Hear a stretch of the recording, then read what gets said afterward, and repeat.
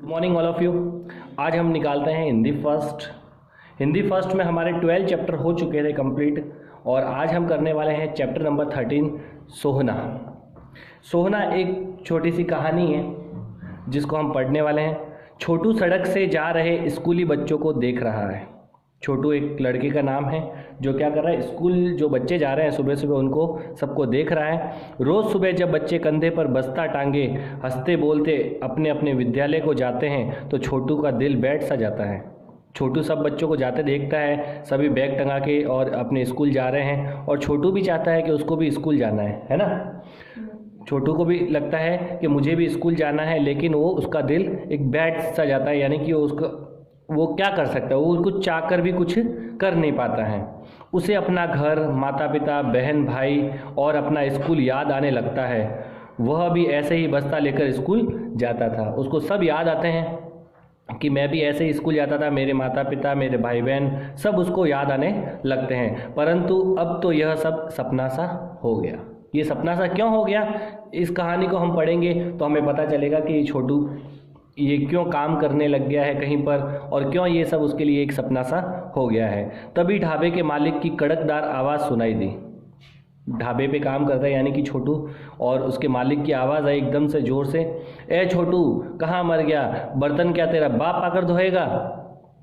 एकदम से इसको आवाज़ लगाता है। छोटू ने मेज पर पड़े झूठे बर्तन उठाए और नल के नीचे जाकर उसे धोने लगा। मतलब छोटू कहाँ काम करता है, ढाबे पे काम करता है और बर्तन वगैरह धोता है, झूठे बर्तन धोता है। आज का यह छोटू 2 महीने पहले छोटू नहीं था। आज जो ये छोटू है, पहले 2 महीने पहले ये सब नहीं था, है ना। पहले ये काम नहीं करता था, लेकिन अब ये मजबूरी में काम करने लग गया है। तब तो उसका नाम सोहना था। क्या नाम था? सोहना। उस समय वह अपने घर परिवार के साथ नदी किनारे गांव में रहता था। घर में माता पिता, दादा दादी, छोटी बहन थी।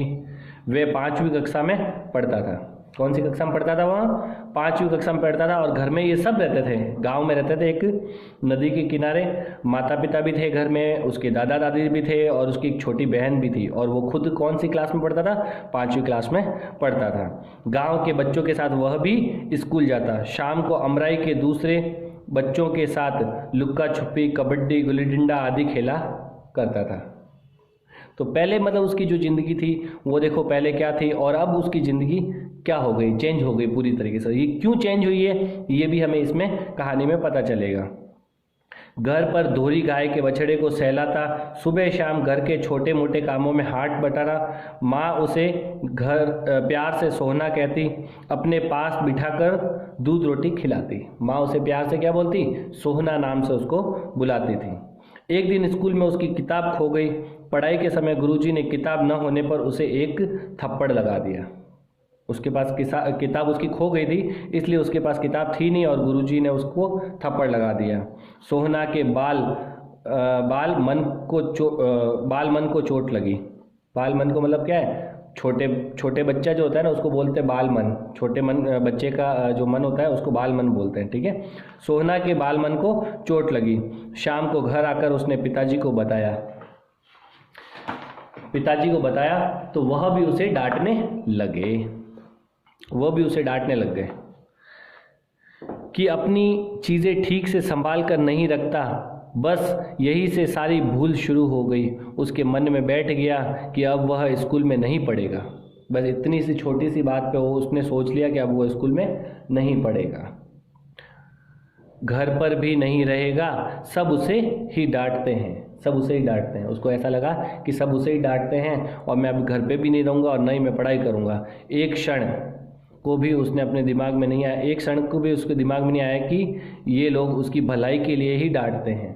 मतलब उसको ये नहीं लगा कि भलाई के लिए डांटते हैं, लेकिन बच्चे हैं, बच्चों के मन में तो ये रहती है चीज़ें। बच्चों को कभी भी उसके जो माता पिता है, जो उसके बड़े हैं, वो गलत शिक्षा नहीं देंगे।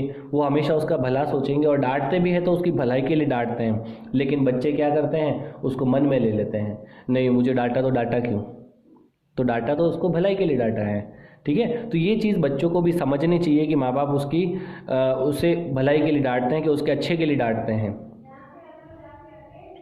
लेकिन प्यार भी तो उतना ही करते हैं, प्यार भी बहुत करते हैं। यह सब सोचने कि उसे अक्ल कहाँ थी, ये सब उसको अक्ल नहीं थी सोचने की। रात को ही वह चुपचाप उठा और घर से भाग आया। रात को चुपचाप उठा और घर से भाग गया। कैसे कैसे वह कहाँ कहाँ पहुँचा, किस तरह छुप छुपाकर इस शहर में आया और आखिर इस ढाबे में बर्तन धोने का काम करने लगा। मतलब जैसे तैसे वो अपने घर से भाग गया और भाग के छुप छुपा के आखिर ऐसे शहर में आया और वहाँ पे एक बर्तन पर क्या क्या करने लगा, ढाबे पे बर्तन धोने लगा, बर्तन धोने का काम करने लगा। ढाबे वाले की गालियाँ मारपीट सहता रहा। घर लौटने का उसका बहुत मन करता, परंतु लज्जा के कारण पाँव ही नहीं उठते थे। अब उसको लगता कि मुझे घर जाना चाहिए, मुझे भी पढ़ना है, मेरे भी उसको अपने माँ बाप की याद आने लगी, लेकिन वो अपने बस शर्म के कारण, लज्जा के कारण वो वहाँ से नहीं जाता। उसके माता पिता उसके बिना कितना परेशान होंगे, कहाँ कहाँ उसे नहीं खोजा होगा, पर वह घर कैसे जाए। वो तो भाग के निकल गया था, पर वह घर कैसे जाए। यहाँ तो सुबह 4 बजे से रात के 11 बजे तक काम ही काम। ढाबे का मालिक उसे आधे घंटे भी खेलने के लिए नहीं छोड़ता। जब दूसरे लड़के बाहर खेलते तो उसका मन उसके वश में नहीं रहता और कहीं हाथ से कोई प्याला छूट गया तो वह बस मालिक की लात और घूसे, जैसे उससे कुछ छूट जाता तो मालिक लात और घूसे मारने लगता उसको।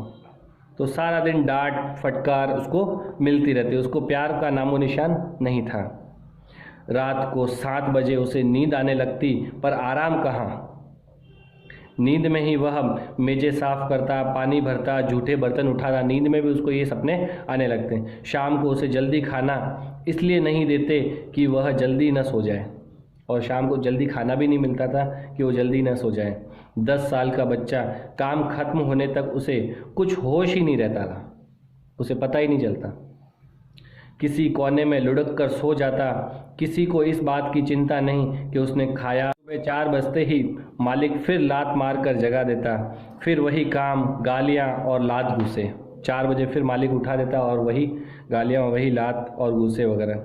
ओह, वह क्यों घर छोड़ चला आया। माँ का प्यारा सोहना छोटू क्यों बन गया। यह तो उसके खेलने, खाने और पढ़ने के दिन थे। तो इसलिए कहते हैं कि कभी भी माँ बाप की बात का बुरा नहीं मानना चाहिए। ठीक है। रोज़ की तरह आज भी छोटू ट्रे में जूठे गिलास लिए धोने जा रहा था। सामने सड़क पर कुछ बच्चे खेल रहे थे। छोटू खेल में खो गया। तभी ढाबे के मालिक का भयानक चेहरा सामने दिखाई दिया। डर के मारे छोटू के हाथ पैर से ट्रे छूट गई और छन से गिलास टूट गए। ठीक है। देखा उसने ढाबे का मालिक आ रहा है और उसके हाथ से डर के मारे क्या छूट गई, ट्रे छूट गई और सारी गिलासें टूट गई। मालिक ने डंडा उठाया और छोटू की ओर झपटा। सोना एक ही झटके में उठ खड़ा हुआ। नहीं, वह ऐसे राक्षसों की मार खाने के लिए पैदा नहीं हुआ। नहीं, अब वह छोटू नहीं रहेगा। वह अपने घर जाएगा, स्कूल में पढ़ेगा और बड़ा होकर अपना जीवन स्वयं संवारेगा। उसने सोच लिया कि अब वह छोटू नहीं रहेगा, अब वो अपना जीवन संवारेगा। ठीक है। अपने घर जाएगा। सोना छूटे हुए तीर की तरह सड़क पर पहुंच गया। ढाबे का मालिक दुकान पर खड़ा देखता रह गया। सोना के छोटे छोटे पैर तेजी से उठ रहे थे। उसकी आंखों में उसका गांव और उसका सपना तैर रहा था। तो ये एक छोटी सी कहानी थी कि वो घर से तो निकला था लेकिन वो वापस लौट आया। ठीक है। तो ये आपको कहानी अच्छे से पढ़नी है, समझनी है, और इसके शब्दार्थ भी दे रखे हैं, अच्छे से पढ़ना। ठीक है। और इसके बाद में इसको समझ के, पढ़ के और इसके क्वेश्चन आंसर्स के निशान लगा देना। और निशान लगाने के बाद में मैं चेक करूँगा कि आपने सही निशान ये लगाए हैं या नहीं लगाए हैं। तो आप ये अच्छे से आपको अपने खुद के हिसाब से निशान लगाएंगे। ठीक है। और कल मैं इसके सही आपको क्वेश्चन आंसर्स के निशान लगवाऊंगा। तब तक के लिए टेक केयर, बाय बाय।